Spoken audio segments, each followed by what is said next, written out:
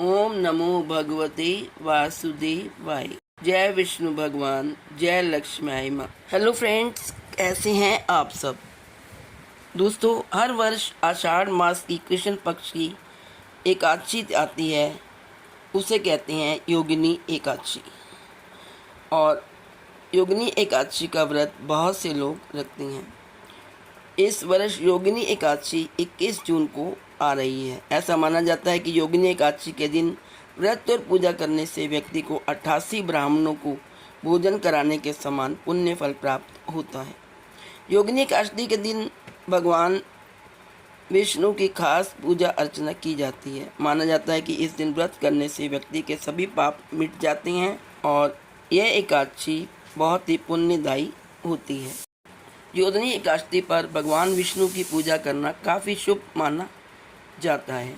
भगवान विष्णु जी की पूजा करने से पापों से मुक्ति मिलती है और ऐसा माना जाता है कि योगिनी एकादशी व्रत करने वाले लोगों को मृत्यु के बाद भगवान विष्णु के चरणों में जगह प्राप्त होती है। तीनों लोकों में इस एकादशी को सबसे प्रसिद्ध माना गया है। इस दिन भगवान विष्णु के साथ साथ माता लक्ष्मी जी की विशेष पूजा की जाती है। इस व्रत को करने से जीवन में सुख समृद्धि आती है और कष्टों का निवारण होता है।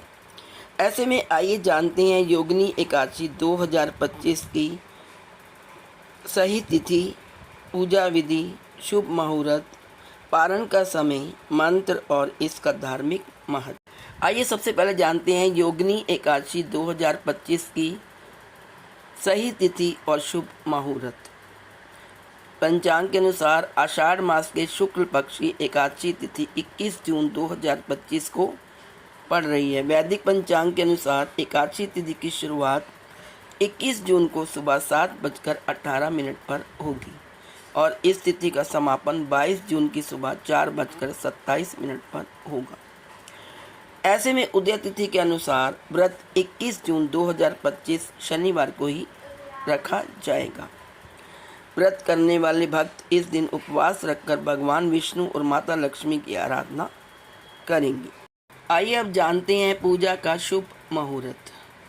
पूजा का शुभ मुहूर्त है सुबह 7:21 से 7:41 तक। ब्रह्म मुहूर्त है 4:04 से 4:44 तक।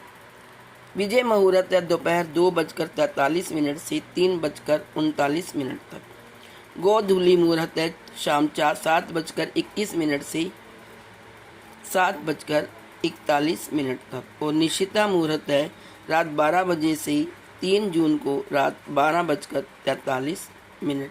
आइए अब जानते हैं कब किया जाएगा योगिनी एकादशी व्रत का पारण। योगिनी एकादशी व्रत का पारण अगले दिन यानी 22 जून 2025 को होगा। इस दिन पारण का समय दोपहर 1:47 से शाम 4:35 तक रहेगा। इस बात का ध्यान रखें कि पारण के समय सात्विक भोजन करें और भगवान का स्मरण करते हुए अन्न ग्रहण करें।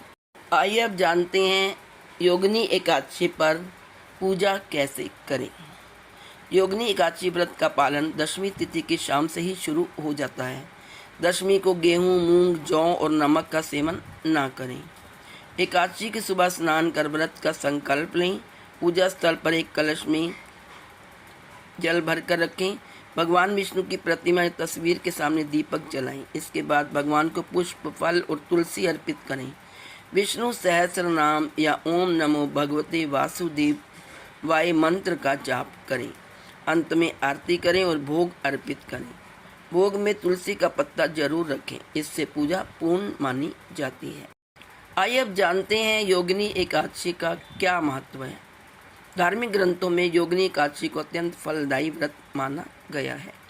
इस दिन व्रत रखने और भगवान विष्णु की पूजा करने से 88,000 ब्राह्मणों को भोग कराने के बराबर पुण्य मिलता है। मान्यता है कि इस व्रत से पापों से मुक्ति मिलती है और दरिद्रता दूर होती है। इसके साथ ही जीवन में आ रही रुकावटें दूर होती हैं और सुख समृद्धि आती है। यह व्रत विशेष रूप से स्वास्थ्य, समृद्धि और मोक्ष की प्राप्ति हेतु किया जाता है। मान्यता के अनुसार भगवान विष्णु इस दिन योग निद्रा में रहने के बावजूद अपने भक्तों की पुकार सुनते हैं और उनके जीवन से कष्टों का निवारण करते हैं। इस दिन बड़ी श्रद्धा के साथ भगवान शिव और लक्ष्मी जी की पूजा करें। इस पूजा से भगवान विष्णु आपके जीवन में सकारात्मक ऊर्जा का प्रवेश करेंगे, वही माता लक्ष्मी आपके धन के भंडार को भी भरेगी। इस व्रत को करने वाले भक्तों को यमदूतों के बजाय देवदूत आकर स्वर्ग की ओर ले जाते हैं।